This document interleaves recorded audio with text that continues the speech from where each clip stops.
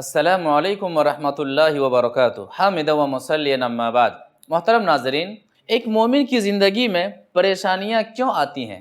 ایک مومن یہ سمجھتا بھی ہے، اور آپ سمجھتے ہوں گے کہ میں تو ایمان والا ہوں، میں تو مومن ہوں، پھر بھی اللہ تبارک و تعالی مجھے ہی اتنا کیوں آزما رہا ہے؟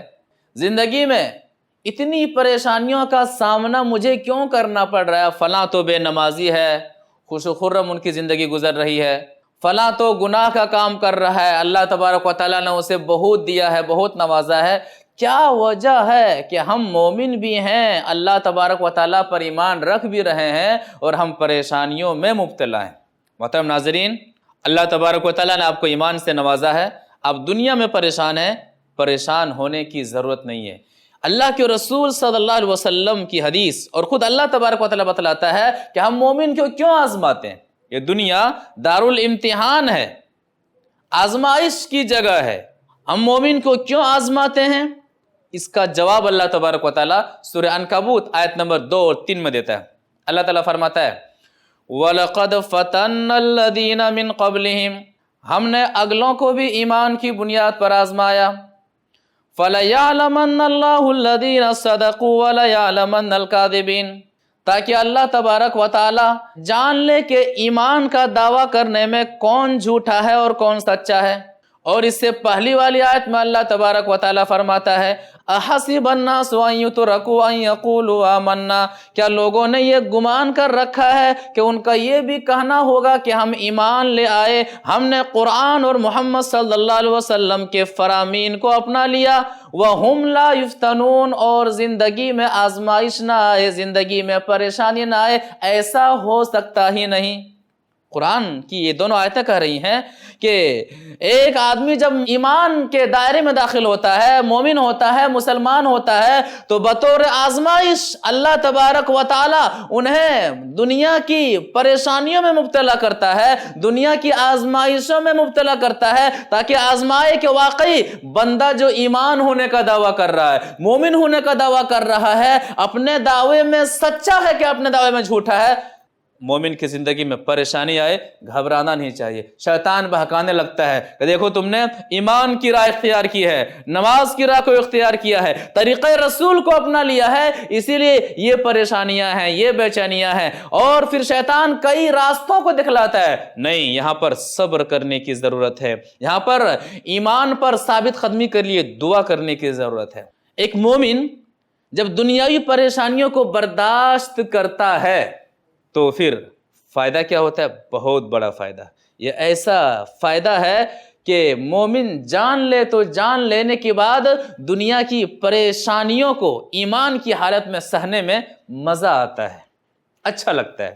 حدیث وعن ابی ہریرہ رضی اللہ تعالیٰ عنہ عن النبی صلی اللہ علیہ وسلم ما یزال البلاء بالمؤمن والمؤمنۃ فی نفسه وولده وماله حتی یلقى اللہ وما علیہ خطیہ، رواہ الترمذی فی ابواب الزہد۔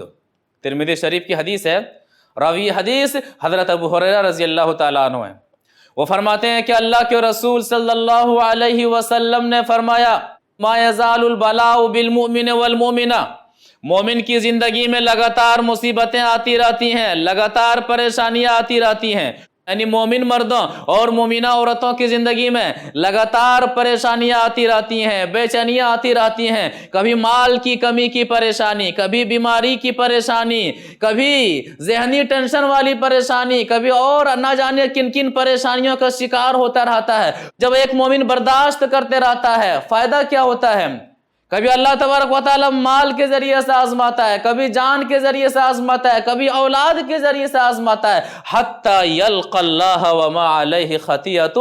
دنیا میں ایمان کی حالت میں جب ان پریشانیوں کو برداشت کرتا ہے تو فائدہ یہ ہوتا ہے کہ مومن مرد اور مومنہ عورت کی موت ہوتی ہے تو رب سے اس حال میں ملتا ہے کہ اللہ تبارک و تعالی ان کے سارے گناہوں کو معاف کر دیا ہوا ہوتا ہے، اور دنیا کی پریشانیاں برداشت کرنے کی وجہ سے ان کی ساری خطائیں معاف ہو جاتی ہیں۔ تو بہت بڑا فائدہ ہے۔ تو ایک مومن کی زندگی میں پریشانیاں کیوں آتی ہیں؟ قرآن جواب دیتا ہے جانچ کرنے کے لیے، پرکھنے کے لیے کہ بندہ جو ایمان کا دعویٰ کر رہا ہے ایمان میں سچا ہے کہ سچا نہیں ہے۔ ایک مومن کی زندگی میں پریشانیاں کیوں آتی ہیں؟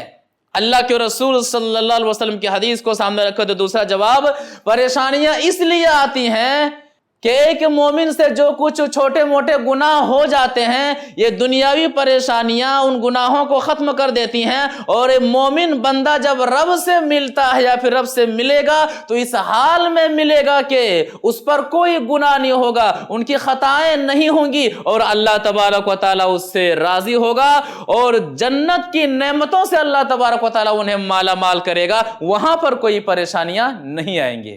تو محترم ناظرین، آپ نے دیکھا، لہٰذا ایک مومن کو گھبرانا نہیں چاہیے۔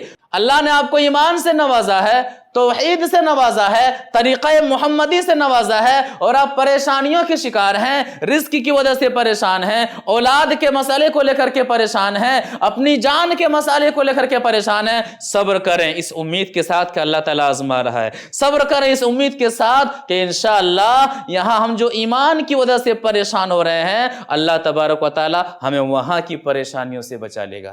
دعا کہ اللہ تبارک و تعالیٰ ہمیں جب تک اس دنیا کے اندر پروردگار ہم سب کو رکھے، ایمان اور اسلام کی حالت میں رکھے، اور ایمان کی بنیاد پر آنے والی پریشانیوں کا مقابلہ صبر کے ساتھ کرنے کی توفیق عطا فرما، آمین یا رب العالمین۔ والسلام علیکم ورحمۃ اللہ وبرکاتہ۔